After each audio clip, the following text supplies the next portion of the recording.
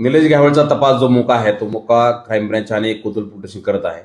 त्या तपासामध्ये जो आरोपी होता एक वॉन्टेड अजय महादेव सरवदे, हा राहणारा कोथरूडचा आहे.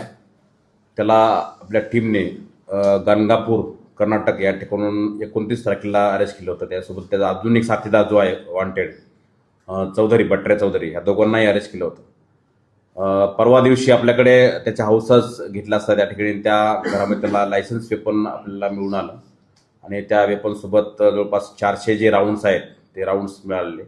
त्यापैकी 150 राऊंड जे आहेत ते खाली मिळाले, फायरिंग केलेले मिळाले. तपासामध्ये अजूनही त्याला विचारलं असतं त्याने असं सांगितलं की हे जे राऊंड्स आहेत त्यांनी काही बैलपोळ्यानिमित्त तो त्याच्यासोबत काही साथीदारासोबत निलेश घावळ याच्यासोबत तसं जे गाव आहे सोनेगाव या ठिकाणी जाऊन त्या ठिकाणी शेतामध्ये आणि त्या गावामध्ये जाऊन त्या ठिकाणी फायरिंग केलेलं आहे वरती हवेमध्ये.